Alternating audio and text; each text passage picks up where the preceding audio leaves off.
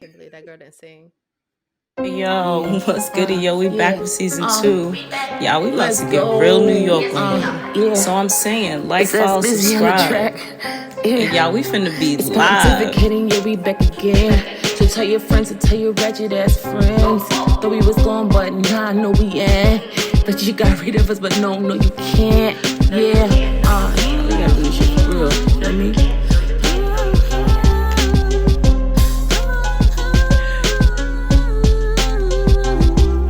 Oh my God. Welcome back, y'all, to another episode of Pontificating Podcasts. It's me, your girl, Ty, and I am here with Asia, and we have a really special, dope episode for y'all today, if I may say so myself. We're talking Black criticism, and we have the homie, friend to the pod, Leroy S. Graham the Third. Okay, you know it's real when a Black person got three names. But yeah, you know what it is. Let's get into our Is It Just Me? Asia, what's going on? Is it just me or I feel like we are woke. We are decolonizing our mind. But sometimes do you still fall prey to respectability politics? And do you catch yourself and get annoyed by it? Or is it just some things I'm going to just feel this way because of my generation and my age and I don't give a damn. Mm. So I work for the welfare office. It's not called welfare anymore. It's called human resources anyway. And sometimes when people come in and just their pajamas, Like I'm like, coworkers? no, clients. Right. Just roll out of bed into the office. Just roll right out. Didn't stop by the shower. Maybe they did. I don't know if these are outside pajama clothes or not. Maybe they are, right? But I'm just you're coming to handle business. You know what I mean? Yes, it is asking for assistance, which you have every right to ask for as a tax-paying person. Because guess what, America? Even if you don't work, you do indeed pay taxes because you still are a consumer, and that money is owed to every single person that pays taxes in this country. So I have no judgment on those receiving assistance, none at Big all. purr. But I do kind of feel like when you are going to handle your business, whether it be at a bank, DMV, or the welfare office, right? Put on some jeans. Also, I don't wear. Put on some leggings. Something. I just don't understand why you're coming out. People have literally come in slippers and pajama pants and a bonnet, and it's just this is a lot for me because you are not home. But and this I have to check myself. I'm like, am I being judgmental? Yes. The answer is Are yes, you being right? classist? Yeah, am I being classist, right? I don't know, because if I'm running to the grocery store, I'll wear whatever. I'm throwing out the trash, right? But I'm going to conduct business, no matter where I'm going to conduct business at. I'm not saying dress up, because that's also been in the past. If you come too dressed up, people judge you. That's the whole thing. That's But what I was thinking. I just wouldn't go in literally the clothes I slept in. But then I have to say, is it me, or am I being classist, or is there something about presenting yourself in a decent way? Is that just, I don't know. I don't know. Maybe immediately when you said they they came in pajamas, I was like, right. And they came in slippers, like, I don't have no shoes, I don't have nothing, help me out, right? Like, you got to commit to bit. But I do, it's tricky. It It's is. tricky. Cause you don't want to dress too nice, cause they be like, oh, you don't need no help. You can sell that you got on, but I don't know about. We know what Auntie Mo thinks. Auntie Mo says, absolutely Mm, not. Take the right. bonnets off at the airport. Right. That is, I don't know, Asia. It's given a little bit elitism. It might be. I'm just trying to figure out if I'm the only one that has these issues. No, yeah, I don't know. I don't work in a center where people need help all the time, so I don't know how I would feel. Cause then at this point, it's giving poverty attire, or you I don't guess. care, or you don't care. That's what it is. You don't care, cause I know you got other clothes in your pajamas. That's and what, here's the thing. slippers. When people come in and they're like, we've had, first of all, it's not only people who are below the poverty level. People have one shot deals also, meaning they have good jobs. Maybe somebody died. Maybe they lost their job temporarily. We're coming out of a pandemic. So people have decent, people that drive in, you have a life. Something happened in your life where you had no time, that you couldn't pay your rent, but that doesn't mean you're destitute. Right? So when someone comes Yeah, to the office and they're pulling up in their car and they have on, like, I don't know, Uggs and maybe what's that really expensive coat? a Montclair, Yeah. No, Macaj. Macaj. I was Yeah, thinking about that. My first thought is, why are they here? I mean, my first thought is not, why are they here? Right? They're applying for a one shot deal. They're here because they had money and they were spending it. Then they didn't have money and they couldn't spend right, it, and now they have money again. So my thought is never like, how dare you come dressed up? That's not a thought I have. Asking for help. Maybe it's a gift. I don't fucking know. I don't care. Right? right. But I can see your butt. That's, to me, is crazy. You have to walk the streets with your butt out to get here.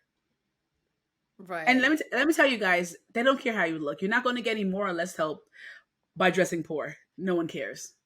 No one cares. It's, if you make too much money, that's all that matters. How much money do you have? That's all that counts. So, but I can admit that it probably is classes. So I'll work on that. Yeah, listen, you have a friend in me, friend. Because I hate when people dress inappropriate for where they need to be. Because just like you see me on the street, I would look like a homeless person until it's time for me to get ready and go to work. And now I'm like, look like a person. I'm sorry, unhoused person. Mm-hmm. But my Is It Just Me is how long should your transitional stage last in life, right? Like, is it a couple of months, a year or two? Because I feel like I've been in transition since 2014. And I need to know, when am I going to graduate? It's given Because anniversary. It's given 10-year anniversary. I am over it. I am Mm. over it. It's the, I don't feel finished ever. And it's like, I get it. I'm like, I'm transitioning. It's okay. You're going to the next. It's okay. It's okay. It's okay. It's not okay no more. It ain't okay no more. I'm tired. So somebody let me know, because they said, oh, you're transitioning from the ages of like 28, 27, 28 until like 30, right? I did that transition. It was rough. Mm. Mine didn't last that long. It really was giving 31. My whole life Mm. just changed. So I was like, right.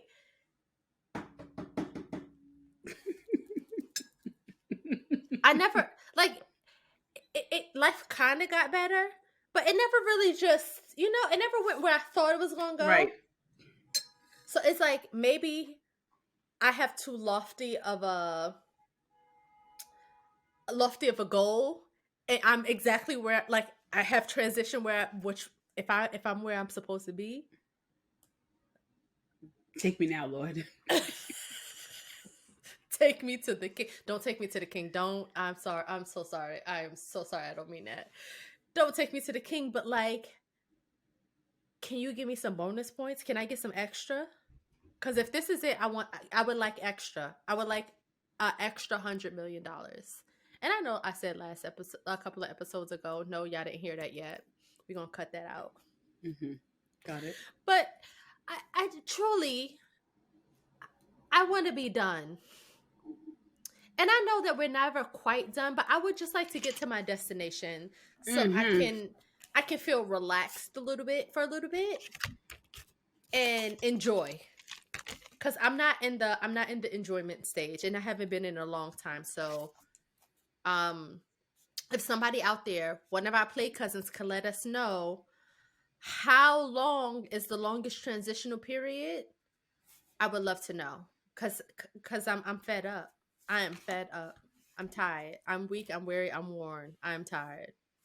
You said that, and I was like, oh, maybe it's mindset, but also, like you said, like, this can't be it. I can't adjust my mind down this low.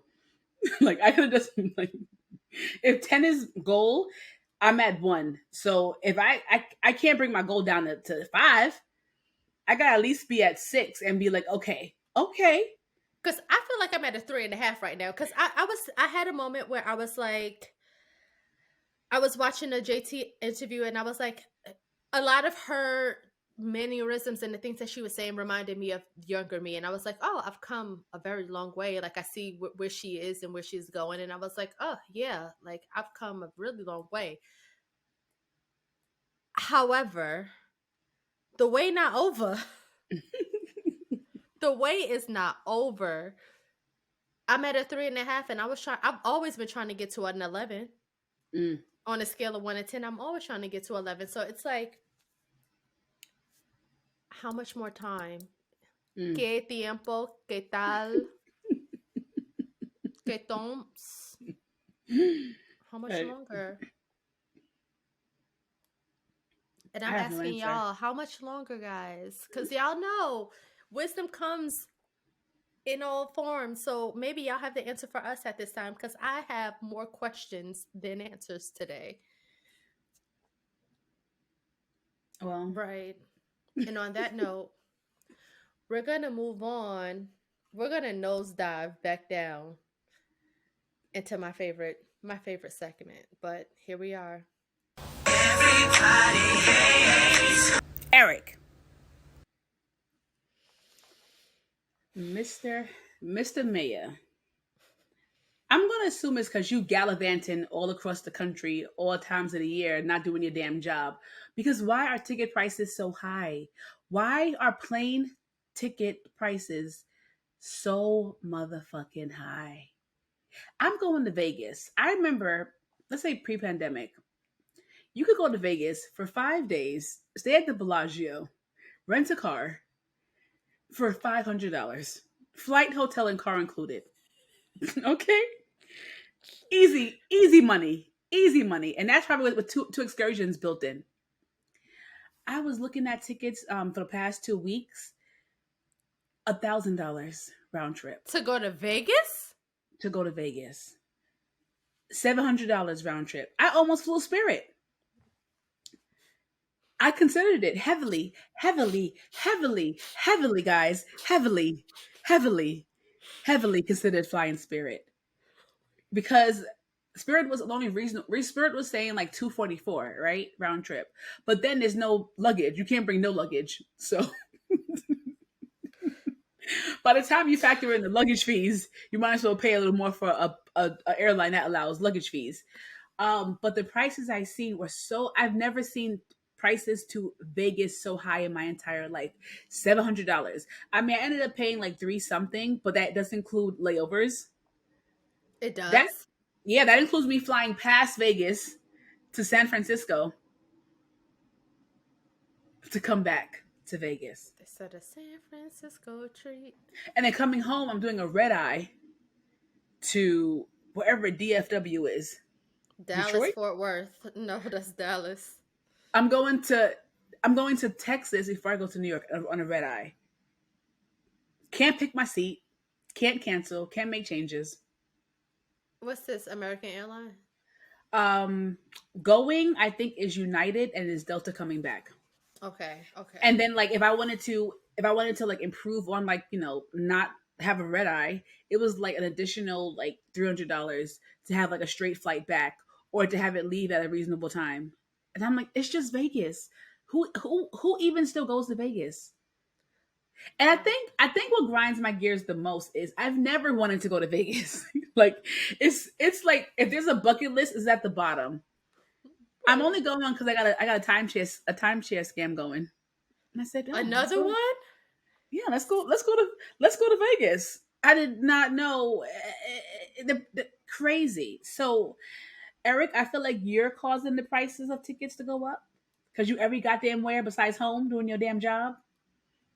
And I need you to stop. I know you have friends who are pilots. You know he got a friend who got a pilot. You know it. He knows somebody that knows somebody that knows somebody, not the chief enjoyment officer. Eric, speak to them. Speak to them, okay? Because we're suffering. We are suffering. I don't have a Eric. I just have a question for you, Eric. I just have one question. When the fuck is your term up, sir? I'm tired of you. And you haven't done anything particular. I mean, you have done many things that's wrong, and I don't want to talk about it because I feel like I talk about the subway a lot, and the fact that the fare is going up is really just.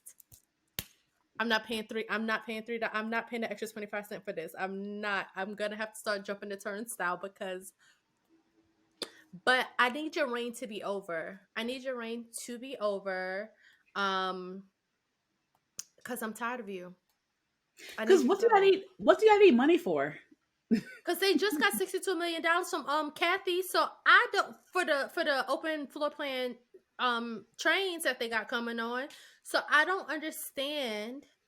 Because y'all still don't got heat or AC. I don't understand what the extra 25 cents for, and y'all got cancer in the air. So I'm just really confused where this extra 25 cents is going. And I think they're doing it just because they can, and it's giving mafia, and I don't like it. Because the PATH train, they have because they have outside stations, they have like the heating grills on top. Oh. And they're cheaper too. It's giving what the PATH train still $225, right? Mm-hmm.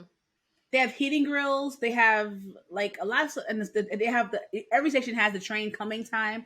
Like, where is the money going? I need an infrastructure detail log about where this money is going because I'm generally confused. Show me the budget breakdown. Show me the budget breakdown because I could tell somewhere somebody is stealing money, and we're gonna get to the bottom of this. Because it's given Rico racketeering. It's giving racketeering, okay? Because where's the money going? Because it's starting to feel like the fucking MTA is a Ponzi scheme right now. Because where is the money going? And what y'all doing with the old trains? Y'all selling them for parts? Like, I need to know. They're dumping them in the Hudson. If they don't sell that motherfucking metal, because no, they dump them in the water. No, because if a crackhead fucking got hold of them parts from them trains, you know how much money, how much crack they can get. If they don't fucking start selling that shit on the black market, and I gotta pay an extra 25 cents, because $2.75 is too much. And you know I'm bougie, so I take the express bus. So how much more? How much is the express bus going to be? $7? The tolls are going up too. So whenever they raise the subway, they raise everything, the tolls as well. And I just saw this thing about apparently the Easy Pass, and people get $18,000 bills in the mail. Yeah, and it's final notice. Yeah. I mean, I've had like a few weeks ago, my brother had his Easy Pass in my car, and I had my Easy Pass up on my window, and they charged both Easy Passes. And his was in the middle compartment under stuff. I didn't even know it was in the car until he called me. I was like, where in the car is it? I haven't seen it. It was at the bottom of the glove compartment, and they still charged both of them. Oh, they better give y'all back y'all money. Absolutely not. Ugh. Just yuck, okay, Eric? Yuck, okay? Hate you so much. Okay, guys, we will be right back after these messages. Actually, after this message, we will be right back. And we are back with Leroy S. Graham III, and we're discussing Black criticism. Is there a place for it? Does it help us? Does it hinder us? Is it setting us back or pushing us forward? So, and you know, we like to give a little history before we start. So I don't know if you guys know, or if you guys have read the very, very long The Cut interview. It's not an interview. It was it felt like an expose piece on Kirby and Pierre Moss, and basically how they squandered an opportunity. How they, I'm putting it in quotes, squandered an opportunity that not a lot of Black designers get, and how instead of using the money that he was given to make fashions, because they're trying to say he has a fashion show with no fashions, and how he squandered his opportunity, and it's going to be a really long time before another Black designer gets the same they would get the same status in the same amount of critical acclaim, because he didn't do what he was supposed to do with the money he was given and the platform that he was given, which I found to be, it was a very polarizing topic on socials, because I was like, there were a lot of people that was like, how dare you talk about black business in front of white people.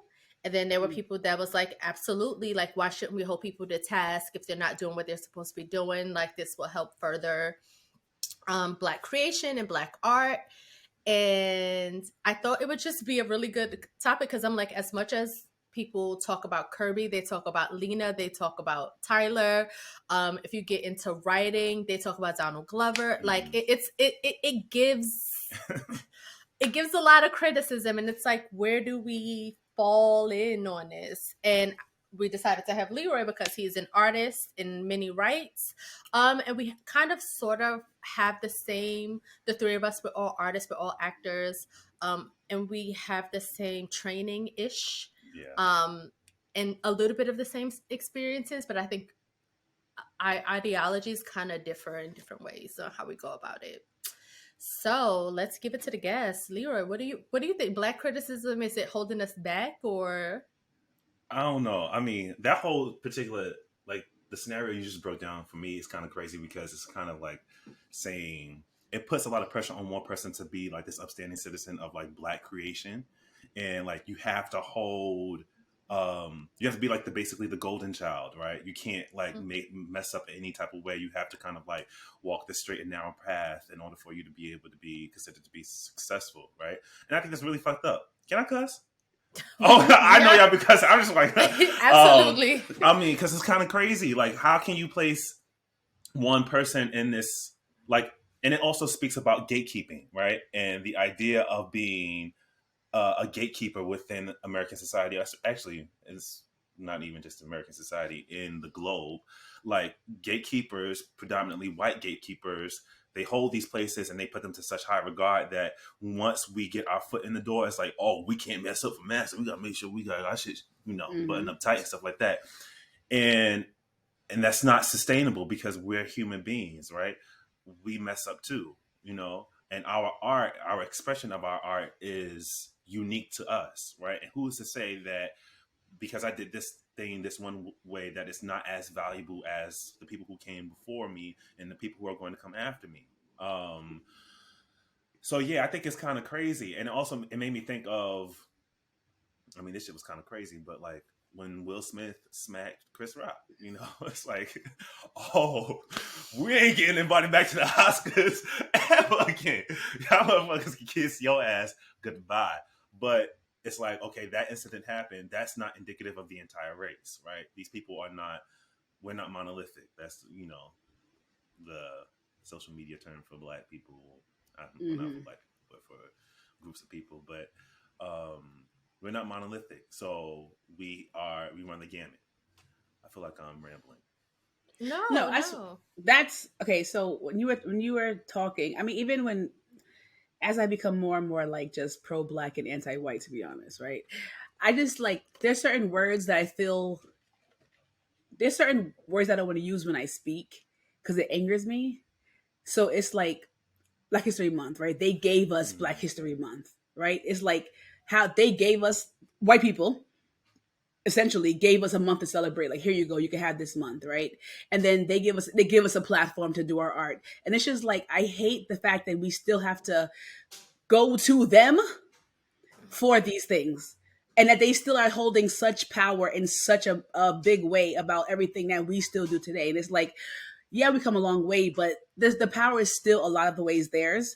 And I feel like they always talk about like the shortest month, and even on the longest, even on the fourth year when it's the longest day, it's still the shortest month of the year. They just said which month, and it's cold. They know we hate the cold. Okay, let's debunk that, because the person, I forget the name, I will look it up in a second, but the person who petitioned for Black History Month, it was there because it was his birthday. Like, I know as Black people, we talk so much shit about that, but it's like, there's actually a reason why. And I think he didn't have the foresight. He was just like, oh, they giving us a month, take my month, but no, I mean, it's true. But I'm still saying, at the end of the day, it was white legislation that passed it, right? Like our leaders are still white. It is what it, that's, so it's always like we have to still go to them for permission, and that just grinds my gears to no end. And it's this idea of like, a seat at the table, we're still going to their tables. It's just like, and it's just so unfortunate because we have to go to their tables and play by their rules. And I feel like things are changing because we have a lot more Black producers and showrunners, and it's slow and steady within a race, whatever. But there is still much white power predominantly in these spaces, and it's like we have to get in and still play by some kind of rules. And it's like, and then we hold each other to like this high standard, like you said, like the Oscars. We, as a Black collective around the world, we were like, we're not coming back no more. We just know, like we know that we're not allowed to fuck up, right? We just like, white people fuck up every single day on purpose, no apologies, and they never think to themselves, the whole of us is now going to be set back. But we know that if one of us gets in, they have to be so perfect because like we won't get in if not, and it's just unfair.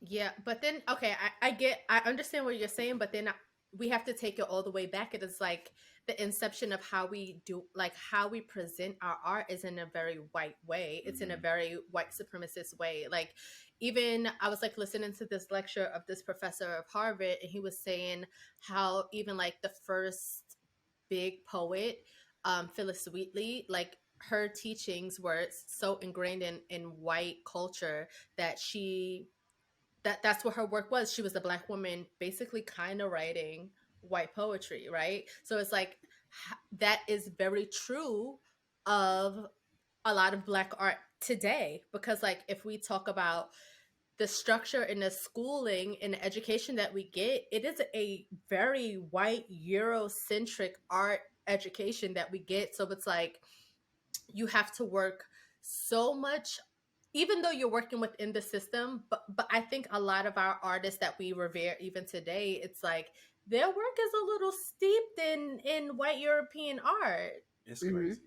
Yeah, and it's just like, and it's always like, oh well, why can't we be like, why can't Black people write the way that like white people write? Like you have the wokes like of Hulu and all these like off the cuff things, and like even what's this girl's name?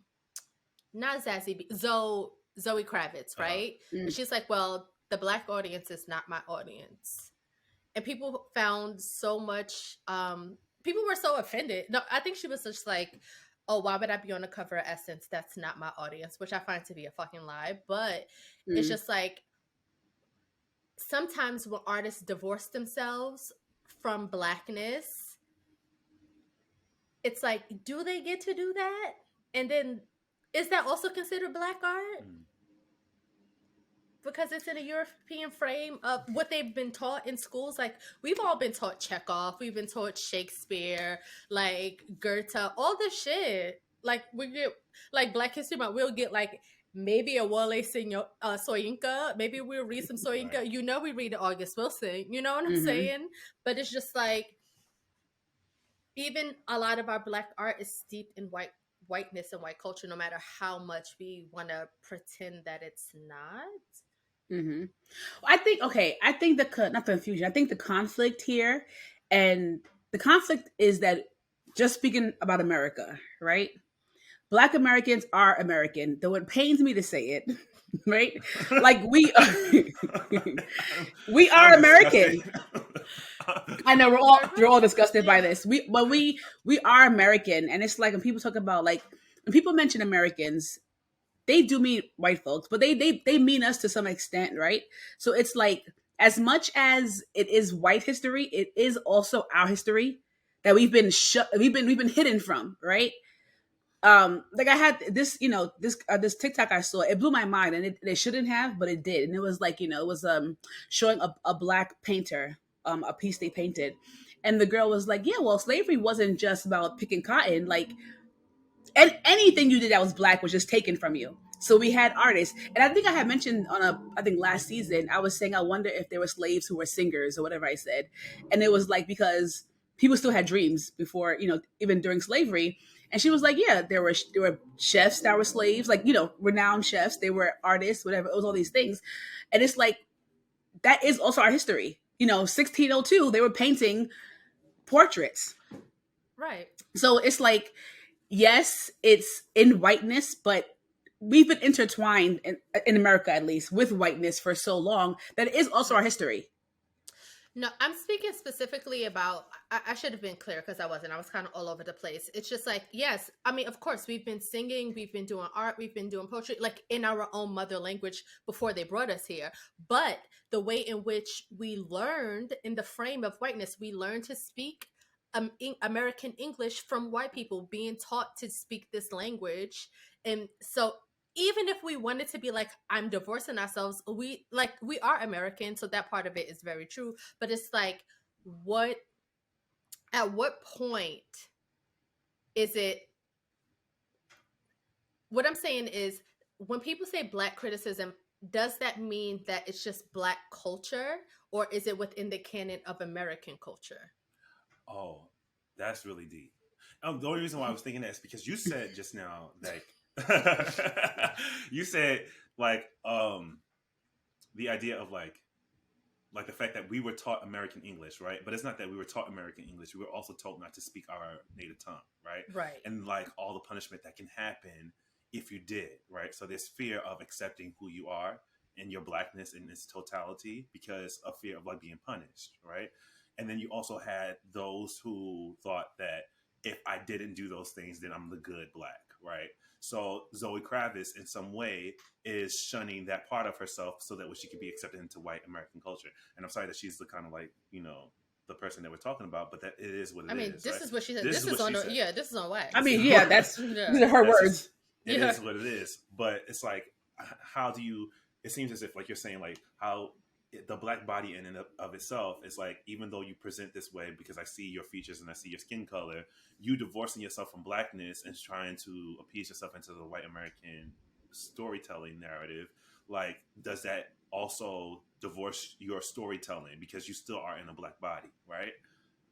I don't know. I don't think so. No, but my question is like, what is the blackness, right? Like what? Okay, we don't have our language. We don't have it. It's been gone for years, right? Now we have English, American English, right? So what is the blackness that you're divorcing yourself from?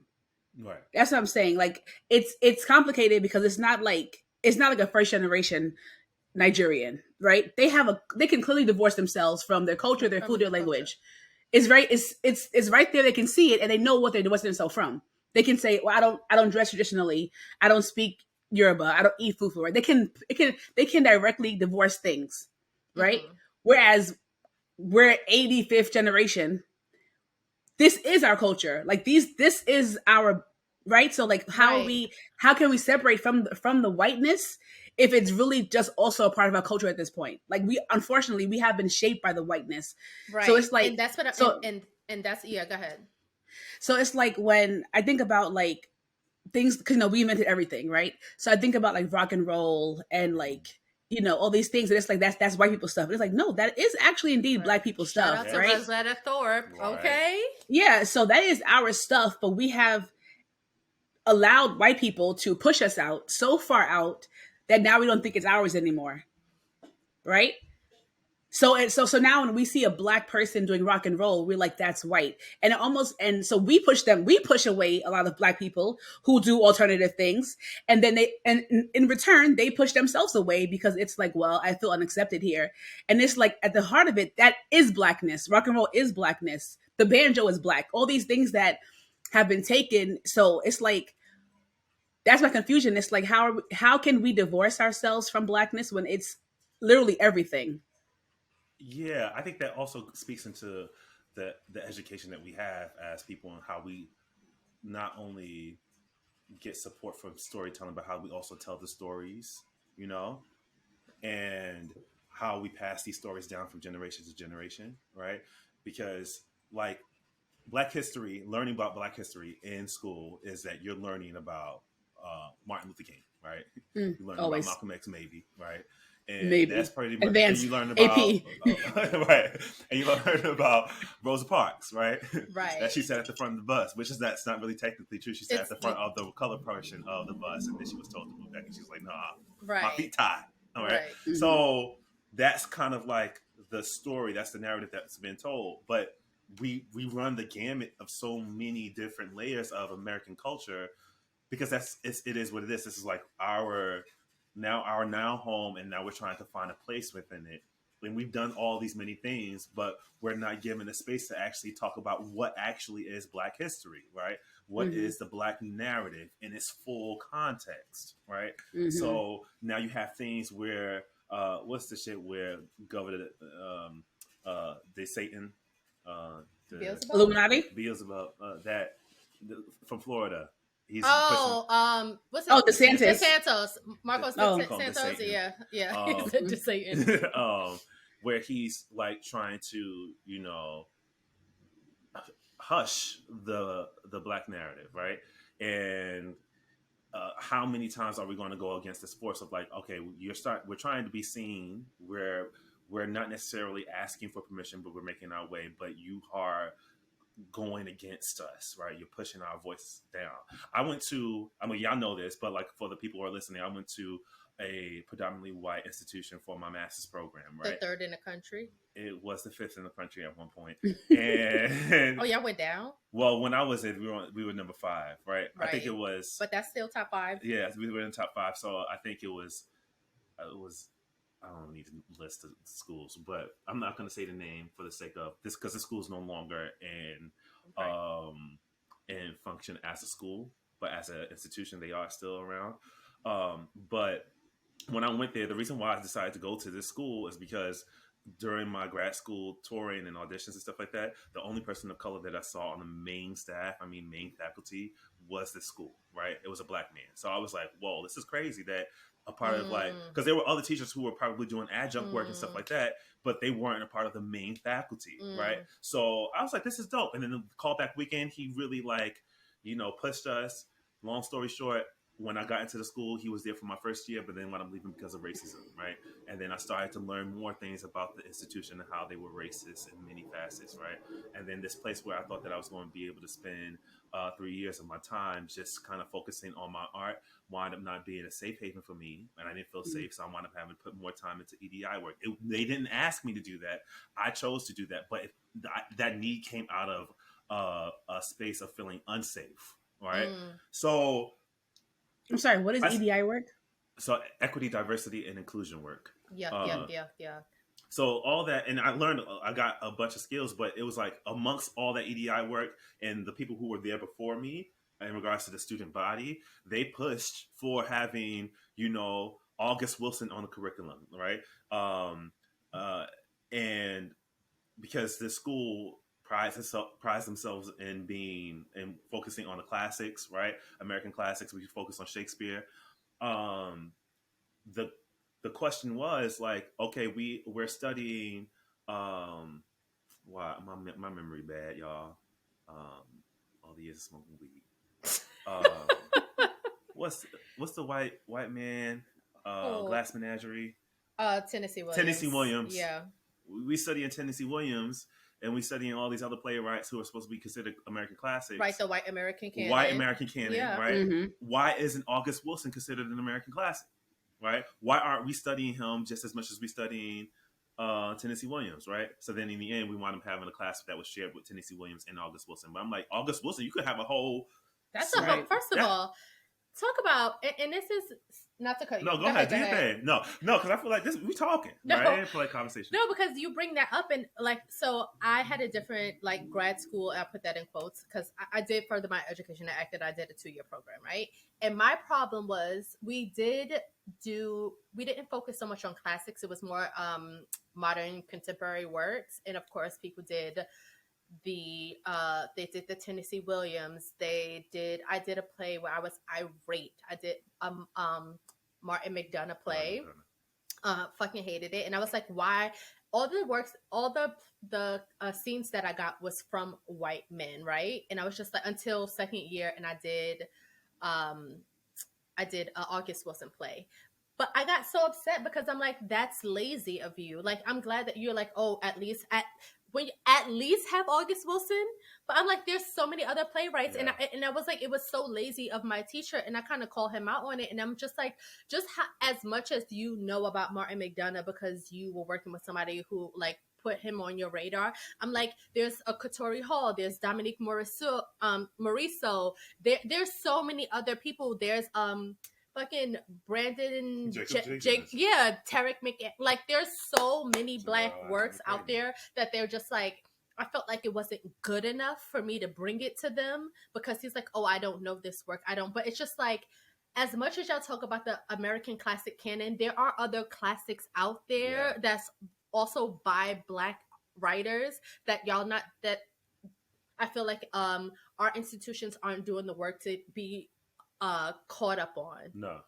At all. So then now, as a Black artist, it's now my task to supplement my education, and then also you internalize, like I did a little bit, I internalized like, okay, if I go on this audition or if I want to meet with this manager, I shouldn't do a monologue from a Black playwright. I don't want to be known as only like this Black actress that does this thing, like, you know, that does the August Wilson of it all, that gives the emotion. I want them to know that I can do this like stupid ass white playwright as well, to let them know that I have range. But inherently that is also violent. That is violent, because now I'm supplementing, like, or I'm making up this thing where ultimately I feel inferior by knowing where the Black playwrights are coming from. Like, you know what I'm saying? And I'm such a champion of Black American, like, whatever, Black women writers, like, straight up. I have a whole shelf about it because I'm like, people are not doing the work to revere these women at all, and they're being left out of the conversation because like some new hot white person is on the, you know, now it's the world is like, they're being ushered into the acclaim, and it's just like, it's so crazy. It is honestly mind-boggling, and I'm like, yeah, the least they could do is do August Wilson, but it's like, you guys have all this money, all this resources, you need to also supplement your education as well as educators to help all students. Now, the funny story is, during the pandemic, my school was having these diversity Zooms.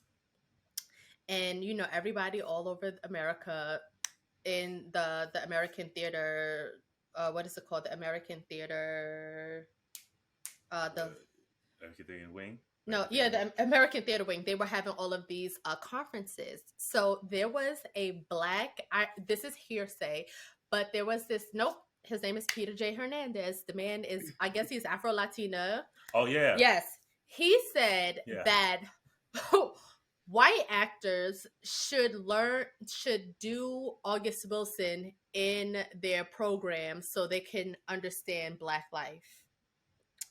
Now, I was irate because a white man said this to me. He was considering doing this in his renowned acting studio. Like, this is somebody that if you say his name, he's worked with stars and they respect him. And we don't have the relationship anymore because I had a very tumultuous experience in school where I could be like, don't do that. This will be violent towards your Black students to have them do August Wilson. I don't want to sit in an audience where I will watch a white woman do a Rose monologue talking about, I've been sitting beside you all these, like, I would internally scream. I think for educational purposes, though, I think that is okay, in my opinion. Can I just share with you guys just in my a stream of conscious as you're talking about this? Because I'm like, first of all, it is complicated as fuck to be a Black person. Like, I don't think white people, I don't think they could ever grasp the complexity of being Black. It's just, I can't grasp it, and I've lived this whole life. Like, I'm still right. There's days I'm like, how the fuck am I existing? Because just now when you were saying that, I was like, okay, learn Shakespeare, we learn all this white stuff, right? To prove we have range. Because if you can perform Shakespeare or some other white people shit, you have range. However, there's a Right. range of black people. Like we have range also. Like not again, we're not all a monolith, right? Right. So if you can be a black girl who's from the suburbs, who's extremely preppy, and that is who you are, you could be a hood black girl. You could be just a artsy black girl, right? That's also motherfucking range. But when we show range, it's white. In order to show range is to be anti-black. Like I'm gonna show you, I can act. I'm gonna show you that I'm white. Watch this. I'm gonna act so good. You're gonna forget my color. That's insane. And then so it's like, so when you're saying like, should white actors perform these black plays? It's like I'm truly conflicted. I'm gonna think about this later on tonight because I'm like, they don't ever have to show actual range. They're already white by default, right? So when they walk into a role that says white person, age 6, whatever, they by default they fit the character profile just by physical characteristics, right? And then they show they can interpret and read and comprehend, right? When we walk in, we have to show that don't see color somehow, even though I am my color. And it's like maybe they should. God, and I don't see this is the complexity. Maybe they should play these black roles because they need to be challenged also. But then it's like ill because I don't want you for me as a black artist. No, and this is what I'm saying. This is the stream of conscious. This is a true this is a true conflict. It's not worked out. I am processing this. I am currently processing this out loud with you because it's like, but also that's mine. You don't get to have what's ours, right? Yeah. So I don't know, and it's like I saw this thing one time about like it's a perversity scale in media, and it was saying like the scale is like in terms of love interest, like so white man, white woman, that's like no perversity, 0, and then at the bottom is like probably 2 black men being gay. That's probably like the extreme level of perversity in watching couples on media. Wow, so then you have like crazy. So then you have like, you know, a white man, white lady. Everyone can understand that. Black, white, no one is affected. Then maybe you have like a white lady and a black guy, or you know, but from the first level, from there it just gets more perverse because white Americans can't handle seeing anything besides 2 heterosexual people in a relationship. And I'm just like, it's so crazy to think that we are perverse by social standards, just the nature of being black people. Yeah. And then we have to like out act and outperform and out art this perversity. And then if you lean into it, whatever that means for you, you're like shucking and jiving, right? So like if you're too black out loud, you're shucking and jiving, you're putting on a show. And it's just like, what do we do? Damn if you do, damn if you don't.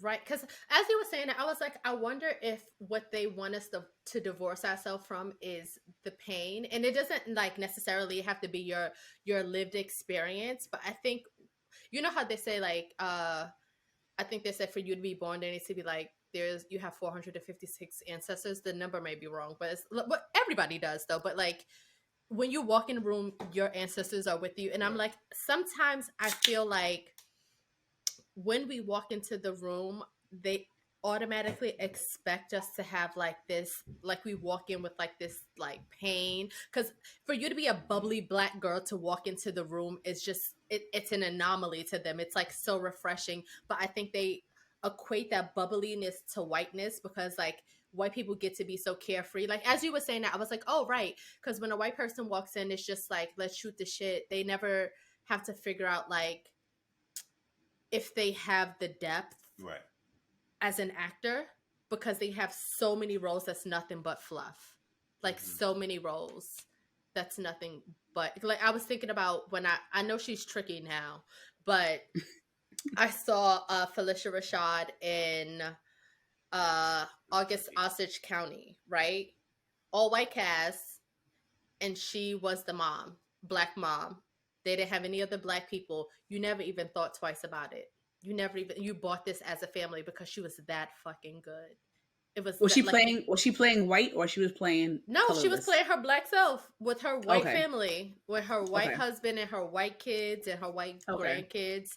And you never, like, you saw it and you're like, oh, Felicia Rashad, she's black. But then as the play goes on, you're just like, right, like, what's going on with this family? This family crazy as hell. Mm-hmm. And it's just like, I thought that was, it stuck with me because I was like, it doesn't matter. If you show up and you do the work, it doesn't matter.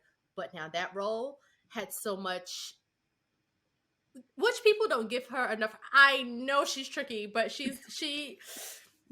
I can't believe I'm saying this still, but I know it's tricky, and I know everything that she said is really fucked up. I know it, but she's like one of my favorite actresses because like she brings the depth, but she also ushers in the light. Like when I say as a well-rounded actor, like somebody who can bring it, Felicia does it. Outside of the stage, baby. I don't look weird. I'm just talking because I guess we could separate the art from the artist on that one for me. But I don't want people to say that, oh, white actors have to or they should do black plays to understand black life, because it's like, my life is not that difficult for you to understand if you don't want to understand it. Like, if it's under the guise of that, I don't want it. You know, like my life is so unimaginable to you that you need to like read it to figure out. Like, you could just read Richard Wright. There's other works. You could read Toni Morrison. There's other ways for you to get in. And then it's like, okay, if you're doing August Wilson, if you're doing Two Trains Running, what am I doing? Mm-hmm. But I do think that for an educational standpoint, that I think that white actors should study and do scene work on black plays in school, right? Because why? Because I think that also gives more, not that we need approval, but I think it gives more credit to the ability of being able to work on someone who has written a black play for black people, but they can deal with the circumstances of human life, right? Like, you still are able to relate because you are human, not because this person is black, right? I can still be able to tell this story. Are you able to act this out, right? If Felicia Rashad can now, rise above, for the lack of a better term, right, her race, to be able to do the role that she did in August Osage County, right? Why can't you, as a white actor, rise above your race to be able to do the role of a black person, right? Not necessarily saying that you have to now become black, because I don't expect you to become black. I don't think that Felicia Rashad became white in doing that role. But you think they're not going to come and they're not going to dress in blackface? But that's also something about holding, that the teacher has to now hold them accountable for that, but right? The institution, the teacher is within the racist structure of it all. Like, well, that's why you outsource, right? It's like maybe a black professor only. It would be a black professor. I would. It not couldn't have be a white professor. Yes. It couldn't be. It couldn't be. And then I was thinking, you know how they say like, you know your enemy more than the enemy knows you type thing, or you know like your oppressor, right? I feel like for black people, we can always act white, right? Because we know what the standard is. Okay, whatever this white, we have been observing them, taking notes for safety for years.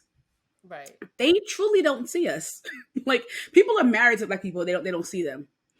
So I mean, at this point, I want to see it as an experiment, but only under the tutelage of a black professor would I want to see a white person do a black character, because they're going to be blackface immediately. They're going to do something. They're going to do something so outlandishly black off the rip. And it needs to be someone just black. I don't know. We need to go overseas and just fucking zap them. It's like, what if I put on? Because we're not a monolith. So my first question when you say there should be a black professor, I'm like, what kind of black? The good ones. It's too tricky. It goes back to tricky. Like, it goes back to like when you talk about criticizing black art. It's like, under whose standard? Because like, people trash Tyler Perry. I was about to say, now how do you feel about black people consider like criticizing black art? Right. So it's like, black people criticize Tyler Perry, but he has millions of people who tune into his shows, who watch him. You have people who criticize Lena Waithe, and they say that she's shucking and jiving, and she is profiting off of black trauma, right? And then it's like, at whose who's to say? Like, how do we criticize Black art? Because criticism needs to happen, because that's the only way that you can deepen the art. And that's just like the American thing, like black, Right. white, and like that's art. Yeah, it's necessary for art, but it's like at what like how do we usher that in? Because I don't think that there are many Black critics, like especially when you talk about theater in New York, and you think about Ben Brentley, and I would say on wax, can't stand him. He never gets Black art. It's actually quite frustrating how he judges and critiques Black art, because he almost always misses the fucking point, unless it's He's Black? centered around whiteness. No, Ben Brentley is white. Okay. He's a white man that writes for the New York Times theater section. Okay. So then it's like, okay, we need Black critics, right? So you have stuff like The Root, Blavity, right? But in what way, like going back to the Kirby thing and Pierre Morris, like in what way do we criticize the Black art? Because oftentimes it's like, you're the one that got in, and now we're ripping you to shreds for all the things that you failed to do, but they never kind of acknowledge how hard it is to get it done in the first place. You know? And I've been on the leader way, like I like Queen and Slim, but I was like, some of it wasn't necessary. But then she has shows like 20s where I love it, and I'm like, yeah, this is like, I feel like people don't give enough Black creators the benefit of the doubt before we go and tear it down. And maybe because it's so few things that we get to see, I think now we're in a renaissance of like Black art where you can like watch a lot of like Black leads. There's like a Reasonable Doubt, there's Riches, there's I mean, for some people there's Sisters, there's Harlem. You know, there's so many other things, and things that's considered high art, right? Like Alana, and you have like Nikyatu Jitsu doing like Nanny and stuff. There's other things that's considered high art that's doing well, but they're not getting, you know what I'm saying? So it's like, in what vein do we criticize Black art? And I think that it needs to be a little bit more specificity when doing that as well, because I think a lot of the times people come from the entry point when they're critiquing it through Black American culture, but it's like there are Africans writing things, like Stephen McQueen, who directed the Lupita Oscar. Oh, you're talking about 12 Years a Slave? Who directed 12 Years a Slave. And some people are like, well, he's a Black British guy. He shouldn't have been able to direct that when it's about Black American culture.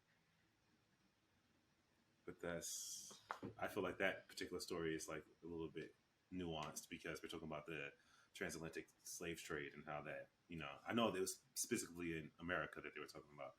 I don't know. I think that like when we talk about, like, say for instance, Tyler Perry, which you know, I still want to work, motherfucker, so don't take this. Me too. Me too. So like I think with him, for me, it was like, you know, growing up watching Tyler Perry, we would watch the DVDs of the stage plays and stuff like that, and that was the riot. It was like, oh, we seeing Medea on stage, and we seeing like the makings of it. And I still to this day, right, of all Tyler Perry movies, and I haven't seen all of them, right, but Diary of the Mad Black Woman, even though like that was his first one, I feel like that's one of his better ones, right? It didn't really, it centered around Medea, but I feel like the storytelling was pretty good, was okay for the most part, right? Then he became more and more famous. He got more and more money, and I feel like what's the term? With more money, more problems. More money, more problems. Yeah, definitely. But something more responsibility. To whom much is given, much is required. And but then it's also another, like, you know, Asian proverb of something responsibility.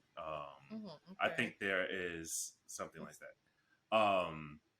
And I think that when it came down to him, right, to whom much is given, much is required, right? He was given so much, right? Now he's in this status, right? The status where I think that he has the ability to now give and allow people to come and tell stories, right?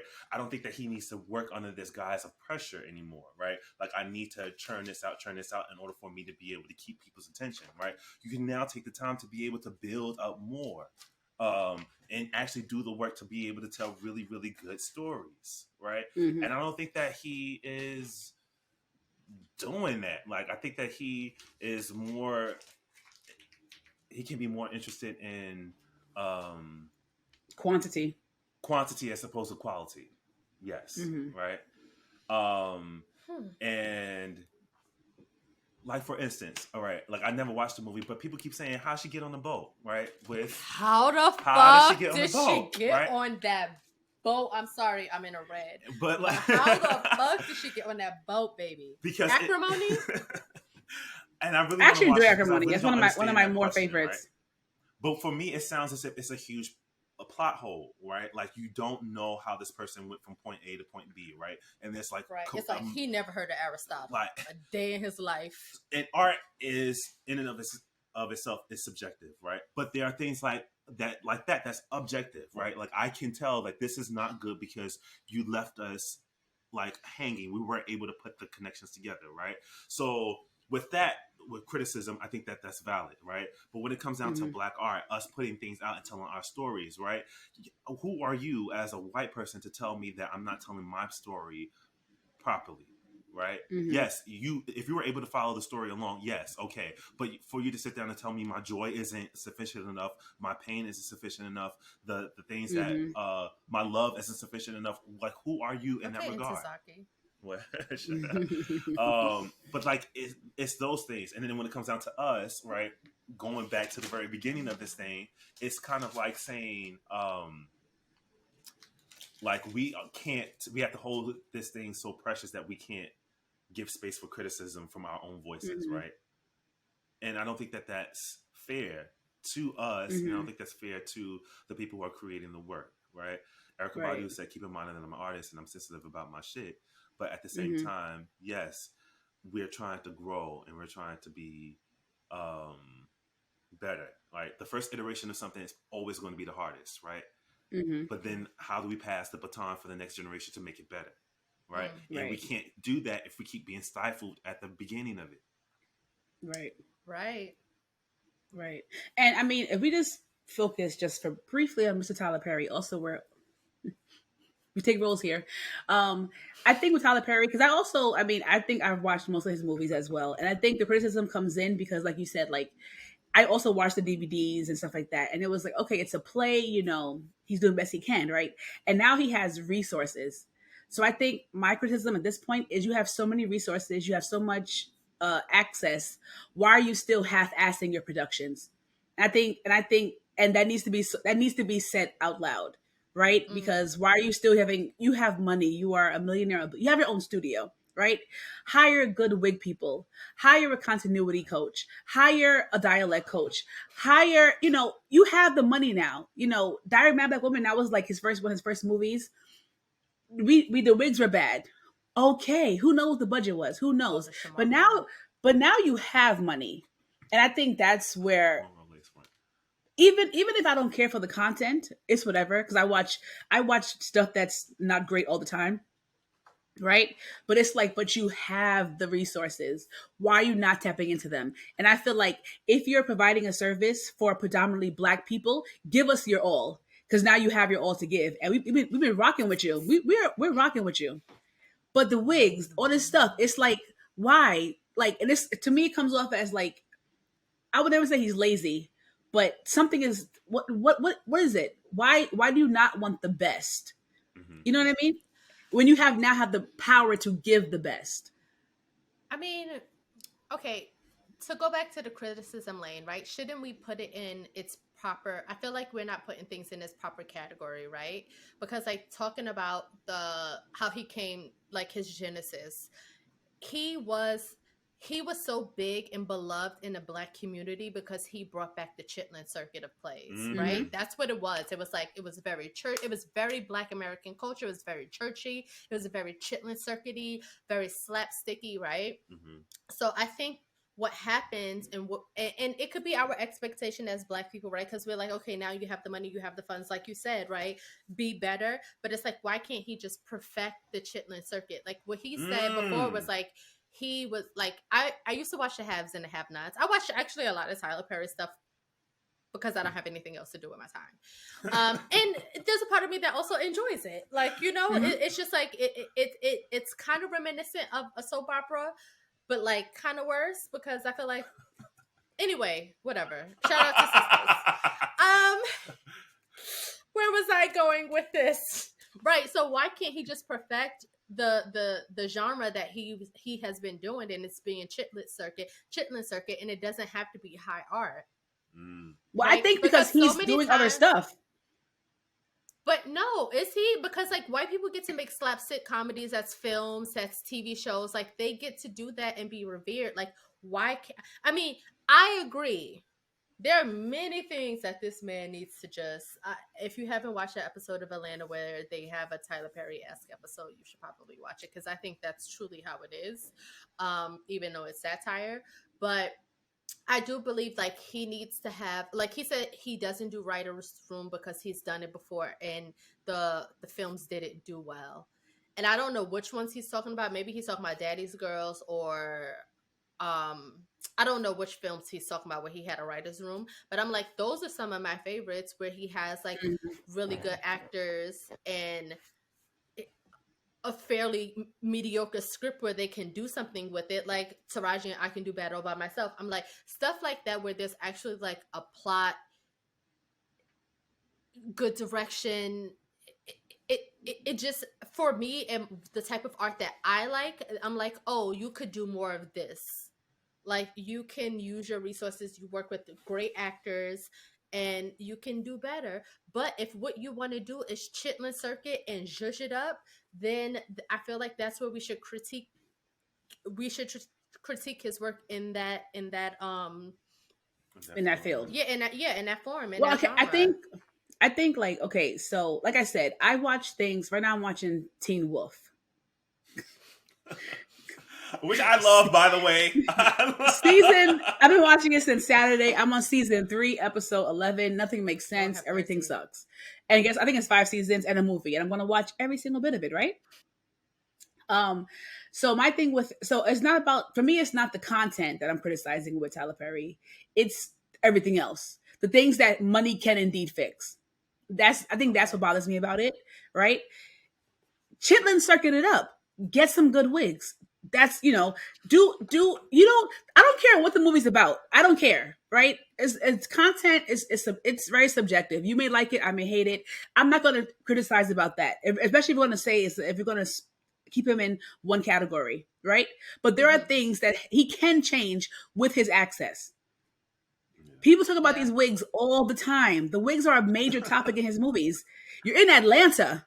There's no reason why your actors are wearing these crazy ass wigs. There's no reason why he could hit up. What's this? I am Zarnold, the one of the nice wigs. But you have to also. That's also the other thing is like, which is like racism. There's not enough Black hairstylists in the union that can actually be right. There's also that. There is, yeah. But I do agree. Like, I mean, I think in what's the one with was this Cicely Tyson when she was the old lady in the house? Which one? With the one with Felicia Rashad, where her and her son were running scams on old people, on old ladies, and the son, her and the son were running scams on people. Good Deeds? No, it's not No Good Deeds. It's the one with Brisha Webb. Yeah, she was the lawyer. I know exactly what you're talking about. That's well, the and last one and people lost their minds about the way. Yes, and the criticism was, for me, I mean, the movies, whatever. Honestly, I watched them, right? But for me, it was just seeing things that I expect from a low budget film, and I think that's what bothers me, right? I don't care if they could be just going all episode, all movie. I don't care. But my thing was, she got up out of bed. A fall from grace. She's out of the bed. She's wearing slippers, but she's coming down the steps barefoot. Someone's in charge of these things. Her wig is crazy. They had a green screen of we took her out and it was like fireflies. and it looked like I got on Adobe and put fireflies like that. Like, to me, that's a problem, right? That's a problem for me, because it's like you now have the funds to make high quality productions. If you wanted, if the script is going to suck, it's going to suck. I don't care. But in terms of production, you have the money, spend it, because I feel like that is cheating your audience. If you wanna be the only writer because it's your project and it's your baby, okay. But where you can make things better, make things better. And I think that's my biggest Tyler Perry criticism. Because you that is in your control. Yeah. Yeah. I think he has the vision, but he's just spread too thin and just a little too controlling of it all. Because that's a lot. Like, I mean, he's a Virgo. At some point, you gotta let it go. You know. He is. He's a Virgo. There's so many people that have showrunners run their shit, and they like the story about the guy who said that it was the most amazing time that he had on set, but every other actor was like, "Yikes!" That story was scary. That sounds like that sounds like a hard day at work. You talking about the guy that was on TikTok? Yeah, the one that was on the Meet the Browns. First of all, that whole story was kind of crazy because everything he said sounded like the worst day at work, and I was like, "You sure you are right? You sure? Like that's not." What you're saying and what you're saying, like the thing that you described happened to you, and the thing that you're saying is amazing. It does not add up. It's not no. That is not a day where I'd be like, oh, I leave, and I'm like, I just love acting. I'm like, should I get an OnlyFans and a therapist immediately? Right. But yeah, I mean, I do that. I don't know how we need to go about it, but I do think that there needs to be more Black artists who. What are they called? Critics. There needs to be more. I love it, guys. I'm so tired. There needs to be more Black critics. Yes. That are educated in the. And there are other, and not to be like sound classist or elitist, but then there are things that just like the regular everyday Joe Schmo won't get, like when they watch certain things, right? Like, I don't know, just because I see a lot of theater. So when I saw, what is this play? For Color Girls? No. No, that's a Korea poem. When Ain't No More? No, not Ain't No, but stuff like Ain't No More and oh my gosh, what is this play? Oh, Slave Play, right? Oh. So when I saw Slave Play, and then it was a Brandon Jenkins play. I can't remember what it was. Every Day. Everybody, yes, right. So when I see shit like that, when I'm like, as somebody who's learned about theater history and all of that, but when I see elements being used in like movies and plays and shit, like I'm like, oh my God, this, you may not get it, and the majority of the people may not get how brilliant this is, but this is, I'm like, this is what I would call high art now, because not only are you functioning within the structure of, yes, European standards, but if you flip this and you've made it so good as well, as you being, so I think there needs to be, maybe we need categories. I have a question. Do you think, and I think my answer is no, honestly, do you think you guys, do you think you could trust a white critic to critique a Black art without having the feeling that they, one, don't get it, or two, they're just being too harsh? Like, do you think we can separate? Like, I don't know if I can. I don't know if, because even if it's something I hate, if someone white critiques it, I'm like, watch your mouth, watch it. Okay. And they could be making the same points that I'm making. They could have made the same exact points, but it's them being white saying it. I'm like, well, how do you know? And it's like, well, they said what you said. And it's like, I don't think I can separate their whiteness from their critiques, even though I may agree. Yeah, I do, because I've been critiquing shit my entire, like, you know what I'm saying? Like, we're educated people, we're educated in it. Like, so yes, you can tell when something is tricky and when something is actually good. Like, if like let's say they were critiquing like something black. Oh, obviously something black, right? Let's say they were critiquing something happened at a barbecue, and we agree it wouldn't happen at a barbecue. Like we agree you wouldn't allow your dog on the table. We agree, right? But there.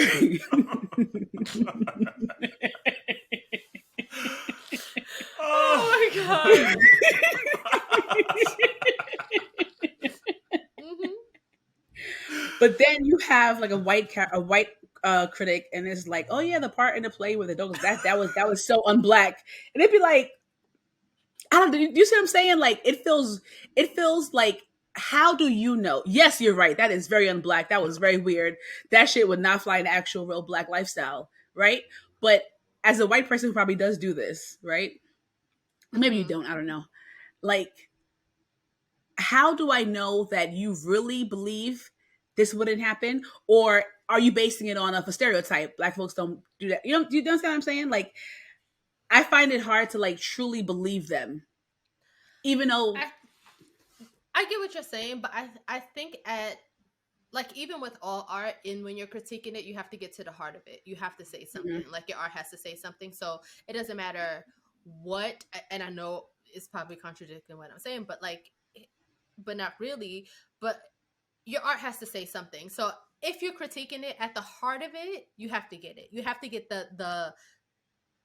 the meat and potatoes of what this is about. And it's oftentimes that I find that white critics miss the meat and potatoes when it's just like mhm, blatantly obvious. So like if you don't get like a cultural thing, but you kind of have an inkling like in the context of the play that something's not right about that.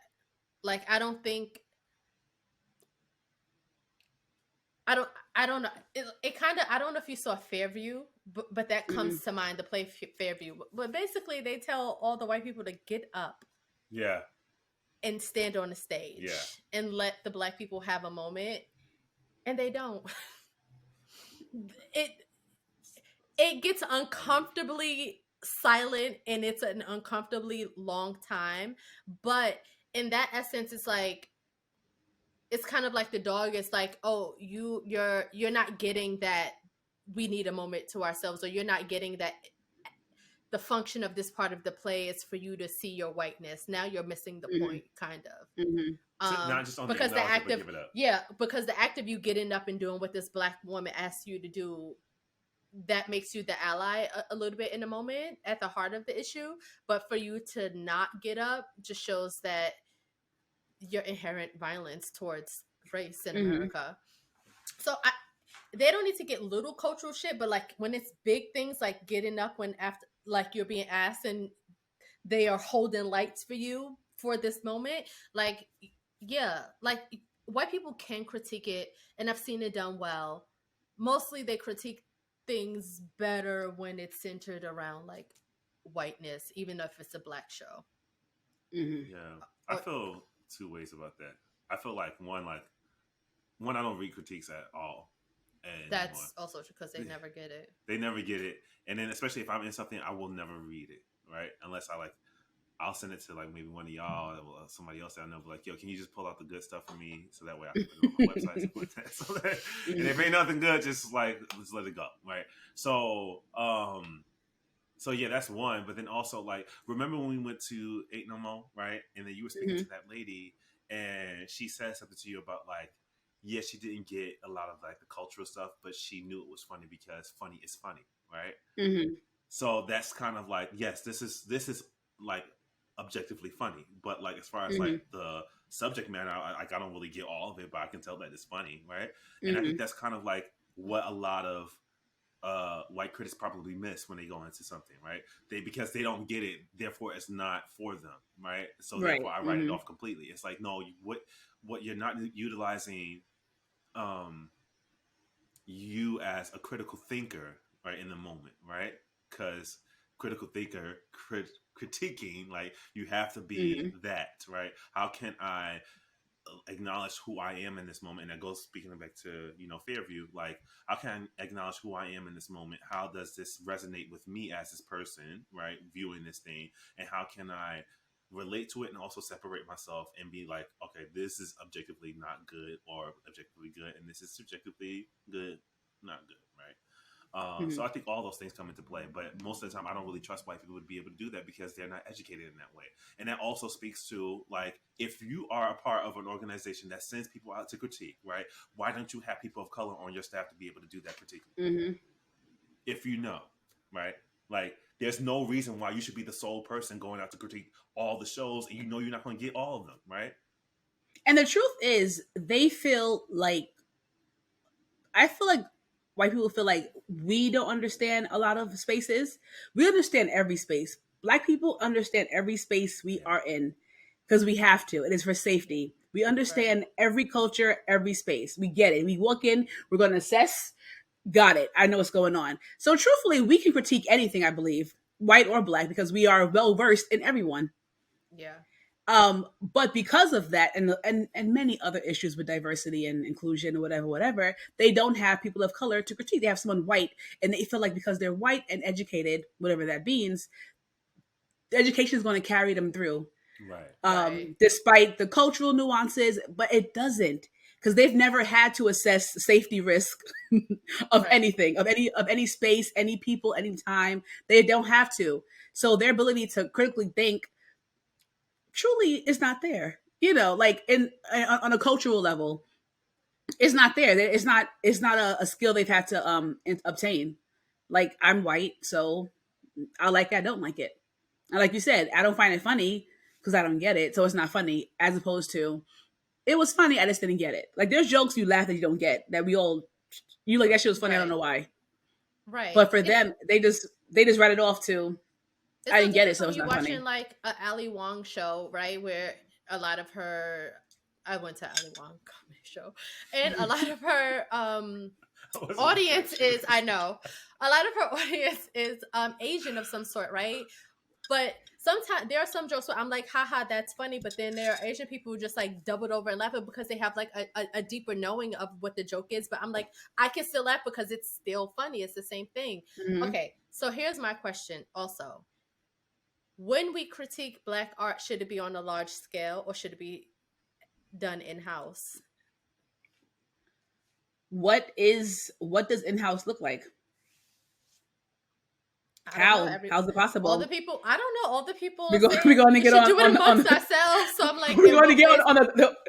we're going to download the BOK app and just talk about it. We're gonna do it on Clubhouse. Right, exactly. We're It's gonna just like a clubhouse meeting.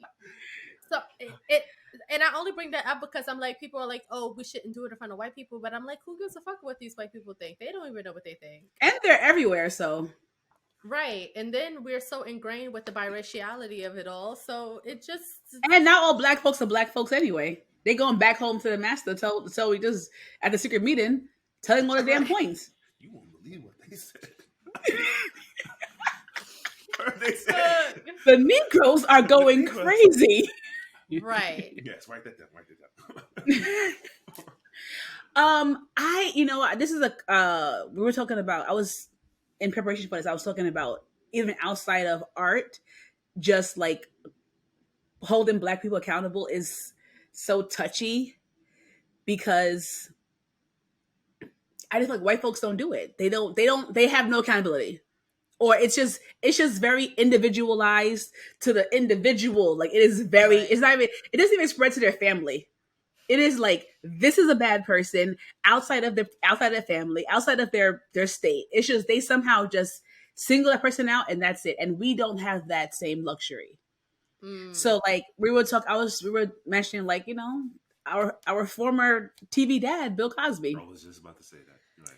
right? Like, that is like, I, of course, amongst black people, I go in. I'm like, well, let me pull the facts up. Let me pull out the Carfax on what he did. But if someone white is discussing it, I'm just like, I'll say nothing, honestly. I'm not going to engage in that conversation Right. because I'm not going to talk bad about a black man with white people. But also, this black man did really bad things, right? So I feel like it's it's hard. And then who was it? Oh, when Kanye West was on his whole Nazi thing the other day, and people were saying like white folks have to now publicly chastise him because we're not doing it. And it's like, no, we were doing it. Yeah, that was a blip. So I think I forgot who the white person He's not on people my were. radar, so it doesn't matter. No. Oh, when he was doing his whole Nazi thing a few months ago, Yeah. his whole Adidas, all that stuff. Um, Black people were saying, well, because white people were, I think Adidas dropped him, and all the whites were whiting, whatever. And people were saying, like, black people were like, they had to step in because we weren't saying enough. And it's not that we weren't saying enough; it's that we just don't have the platform still, or we don't have the money. No, we have the money. We're not using it properly. We're not using our buying power to properly chastise our own. Mm. And I think to a large extent we also just feel protective, unfortunately, of even our bad.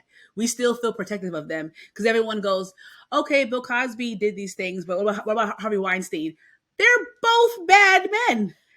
Right. Harvey Weinstein doing what he did does not negate the things that R. Kelly did. Like it's they don't cancel two rapes, don't cancel out a rape. Right. That's not how that's not how the math works. And it's like, and that's black people, that's their go-to argument. Well, what about so and so? I don't care about what that white man did to white women. That's their white business. Mm. I'm talking about R. Kelly doing things to black women. That's what I'm focused on. But Right. even And with we him, he was can't. still doing things to black people too. So I mean, I Yeah, understand the point you were saying, but like, but it's like we can't. It's like it's so tricky. Well, not it is tricky to criticize them and to hold them accountable, because then we have white people who are going to be like, yeah, they're wild animals, and it's like, but they don't get that same heat. Oh, but They don't fuck get the them. same. They are the most violent people that we know. My thing is like No, now. no, no. I'm sorry. Go I'm ahead. not saying I agree. Fuck them, right? But I'm saying that's why I think some black people find it difficult because Oh. because we don't get to just say R. Kelly is bad. We don't get to say R. Kelly is a bad person. We don't get that. R. Kelly being bad is mean that black men are bad. Mm. You know, I see what you're it's saying. Yeah. yeah. I don't know who's a black woman who did something controversial. Whoopi Goldberg. Whoopi Goldberg saying that her thing about the Holocaust, that was more racial than anything else. That is black people are now racist, as opposed to Whoopi Goldberg saying something that Jewish people didn't agree with. Why are you laughing like that? because she loves Whoopi Goldberg. No, she has tricky views, but I was like, I think people were missing a point that she was trying to say, but I can't quite remember it. I just remember feeling when I read it, I was just like tricky, and I just moved on because I'm like, I mean, I think a rabbi went on to like clarify, and he was saying what she was. Oh, some rabbi was all right, like, "No, because what she's Kioma saying is brought this up correct." in in our earlier Yeah, episodes. the Right, rabbi was right, like, "No, what she's saying is correct." But yeah, some people just get to be activated all the time, and some right, people, us, don't. We don't get the right to be offended. We don't get the right to anything, right? right. So it's kind of so. I think that's where it gets hard when it's like, I do want to criticize this person, but the white man is always watching, and they're always setting a. I'm tired. I think maybe I don't know. I do understand what you're saying. I do. I get that. I just don't care anymore. I think, Mm-hmm. especially being a black woman, I think that we oftentimes protect black men entirely too much at the detriment of us. Mm-hmm. The whole Kanye West thing, the Bill Cosby thing, and what happens is the backlash falls on the black women that want to also see the good in them. Like, not to bring up Mm-hmm. Felicia again. I mean, what she said was like, I don't agree with what she said, but I also don't Mm-hmm. know that man on a personal level, but I do believe those women, right? Mm-hmm. It's the same thing where like how people I just feel like we so harshly criticize women and they get the brunt of it, that when it comes to a black man, like at this point now, I just don't care. Like, look how people like cancel Chrisette Michelle, sending her death, like that was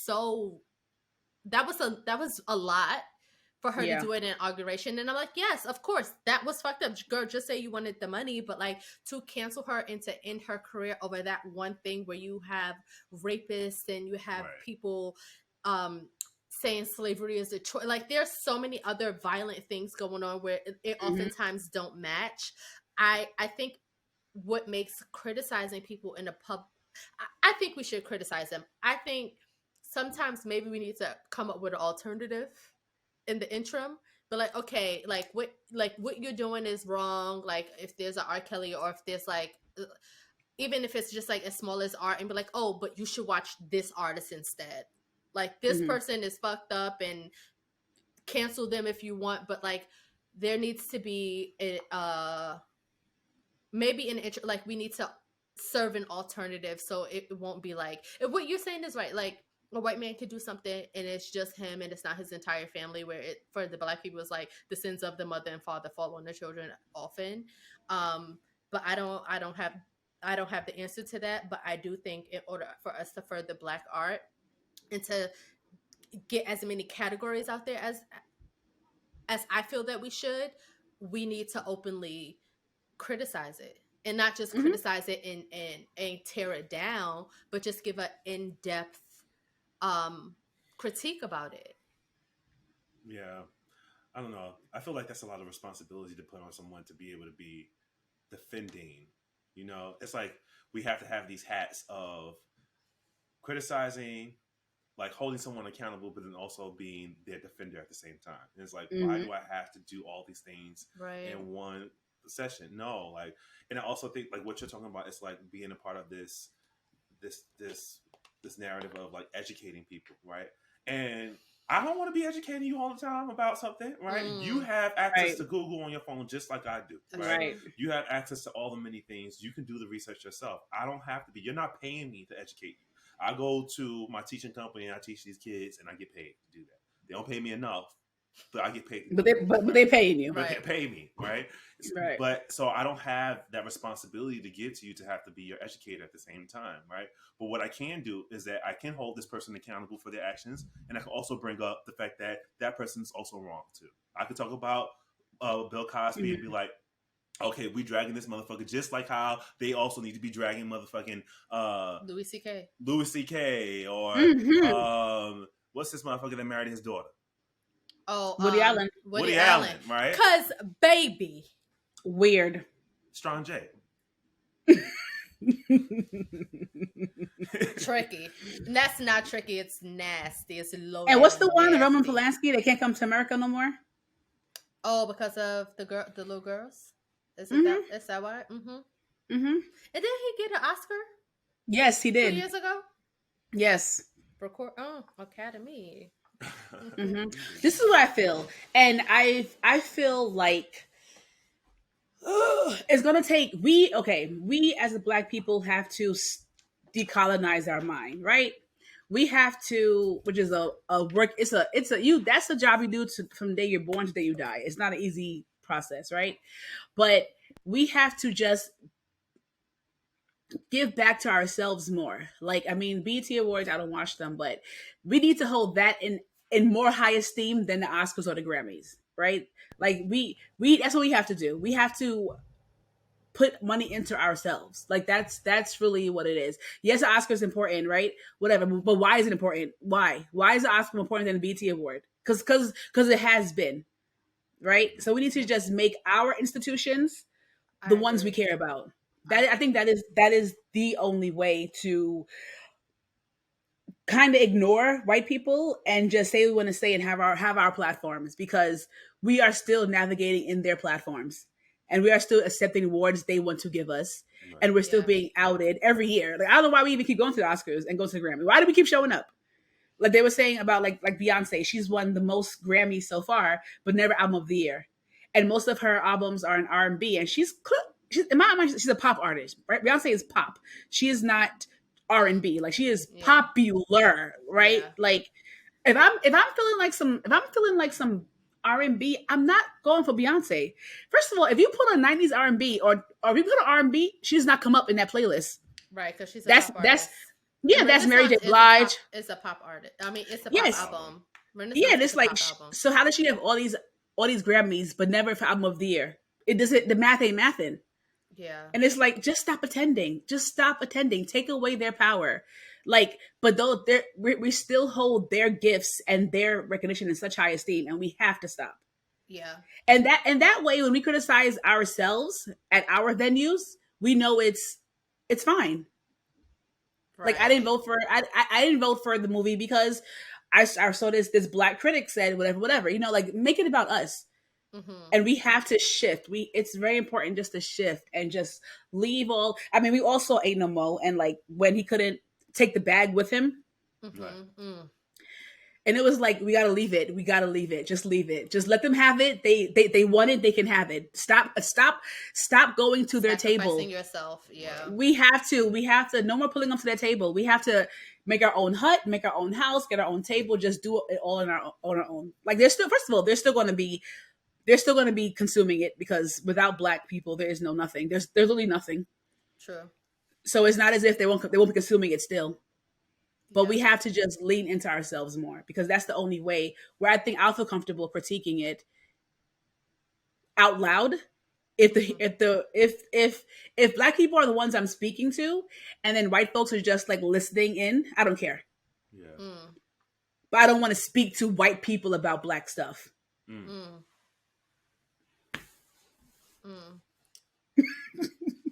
Nah, that's a bar. That's a bar. I did have another question, but we are running a little long, so I will hold that. Fuck it, I'll ask it anyway. Do you think we should? Do you think so? Are you saying we should gatekeep? And does gatekeeping hold back Black art? No. You know, I don't think gatekeeping holds back Black art. It's a tongue twister, because, like I said, we have invented everything. Like we have invented everything. It feels like we haven't because they've only given us rap. We're allowed to keep rap and we're allowed to keep R&B. Those are the two things they're allowing us to keep temporarily. Because they can't. Infiltrate it. But if we take away all the things we've actually created, it has been every single fucking thing. It's been every genre of music. Because Beethoven, they said that nigga Black, right? Right. We invented it all. We got jazz, classical, R&B, rap, rock, macaroni and cheese. We have invented every single motherfucking thing. And there's a theory that Shakespeare was a Black woman, so. Oh, because nobody knows exactly who Shakespeare was, right? So yeah, we have invented everything. What have they invented besides racism? Like I'm a white people. Y'all did that, okay? Right. Y'all put pen to paper. Y'all did that shit. But outside of racism, right, we have invented everything. So if we gatekeep, what would we not have access to? Their money. We have our own money, but like, what really have they given us? They've only taken from us at every point. They have given us nothing. I mean, unless the adversity, which made us stronger. The only thing they gave us was struggle, and out of our struggle has come art and has come beautiful things. But am I right? But they haven't given us anything creative on a large scale like we have given them. So if we take away our creativity, what would they have to give us? Bars. We'd be fine. They'd be the one confused. Like on TikTok, when they had that small boycott about not doing a dance, I think for Meg Thee Stallion's dance. Oh yeah, I literally thought about that. And the white girls were like, right. And I'm a savage. They were like, I'm a savage. And she had the moves in the dance, and they still couldn't like get it together. And it's like, right, y'all can't live without us, right? Well, guys, I hope you guys enjoyed this episode and our lovely guest. I would just like to leave y'all with this one note that a professor in college once said to me. She said, Tyler Perry is the modern day Shakespeare.